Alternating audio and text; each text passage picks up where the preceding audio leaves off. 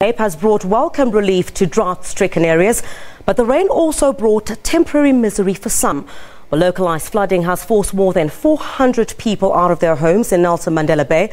We now cross to our reporter Lerato Thipa, who is in Missionvale in Port Elizabeth. She is live to us from a school where some of the affected people have been evacuated to. Thank you very much for joining us this evening, Lerato. Schools, it seems, as well as some homes have been affected. What exactly is the impact of the floods that we've seen?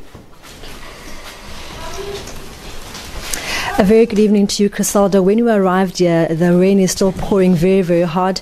We arrived to a very gloomy situation. As you can just see behind me, I'll just take a little shot. I'll just step it back and you can see that residents here are beginning to just pack blankets. And as you can see that also mattresses have come in, which are coming as sponsors from people around the metro, trying to see where they can assist in trying to help the more than 400 people who obviously are now with no homes, others with no clothes, others with no food, as their houses are currently lying obviously flooded.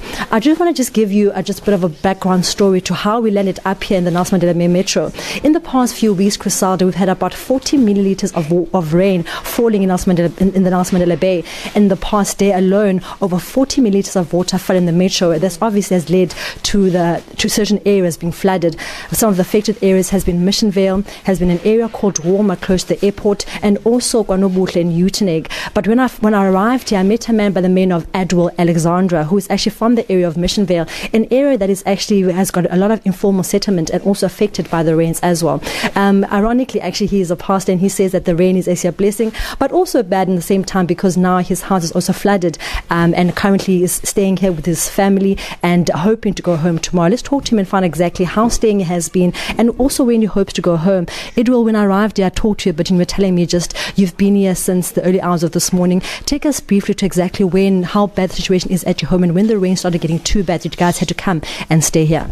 Hi, I'm Kit Alexander. From this morning, currently right 4 o'clock, 4:30, the rain was pouring from last night actually, but from this morning the water was coming inside our houses. The area where I'm staying in currently at this moment, the water was carried into the houses, under the doors, as I'm talking about right now, the fridges, the furniture of the people, they are flooded with water. The whole area there, the houses, even stone houses was built with stone, is also underwater. So I really want to ask the government or who's currently available with the systems of the houses, the housing projects, can they build a proper system for our people to just do something? Look after our people, because every time it's raining in Mission, especially in Missionvale, the area we're staying in, our people is flooded with water. And I will really appreciate it if they come and do something for our people. I really want to appreciate our sector police, Mr. Sauls, Officer Sauls here, Eddie Alexander, that guys. I want to say thank you for them for the assistance, the school government body for the things they was giving us to stay at the school. I really want to appreciate for they was going out of the way for our people outside. So really I appreciate what the school done for us at this moment, but the government must do something around Missionvale. It's few years now. And every time it's raining, we're sitting in the same situation over and over and over again. Well, Crisalda, that was Edwell Alexander just explaining that the area where their houses are built is actually a floodplain area. So even if the rain does pass, next year we might be in the situation again, because their houses have been built in an area which is a floodplain area. So they're really pleading to the government that they must actually start building proper houses, not just build them houses for the sake of building a house, but go to areas where there aren't any floodplains, so that when rains come heavily, as they have in the past 2 days, they not find themselves in the same area as they find themselves right now. I do see some blankets there, but are there any other supplies that have been brought in for some relief in terms of food and water as well for overnight? Yes, earlier this afternoon I actually spoke to the spokesperson of the municipality, and they said that for the past few days, and actually from tomorrow and going onwards, they're going to give 3 meals per day to every single person who comes here. And when we arrived here, we saw people actually having a meal, which obviously will be their supper right now. So they did assure us that besides just blankets and obviously the clothes that they're supplying and the blankets, they're also making sure that they're given 3 nutritious meals every single day, which is just government doing what they can to support these people that obviously need their help right now. Lerato, just before we let you go, very quickly, I'm sure there are fears at this stage as the rain continues that perhaps the numbers at the school could swell. Just very quickly.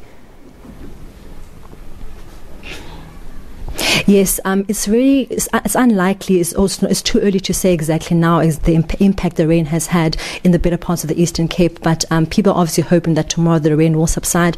But obviously we can't predict the weather ourselves. But people here are saying that tomorrow they hope to go back to their homes because Monday they have to go back to work. So for now, people are just depending on the weather and just hoping and praying that it will clear so they can go back to their home and start doing the cleanup process and obviously to go back to the swing of things back on Monday again. Lerato, just finally, obviously the city is gripped in drought, and I guess there are hopes at this stage that the rains that we're now seeing will have a positive impact in terms of the dam levels. I think it's too early to really say the impact that these rains will have on our current dam system.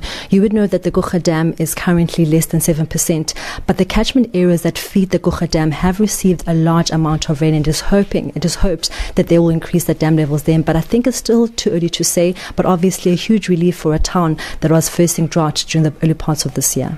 Well, thank you very much to our reporter, Lerato Thipa, who is crossing to us from one of the schools in Port Elizabeth, where close to 400 people have been evacuated to as a result of the rains there. We hope certainly that they do stay warm. Now,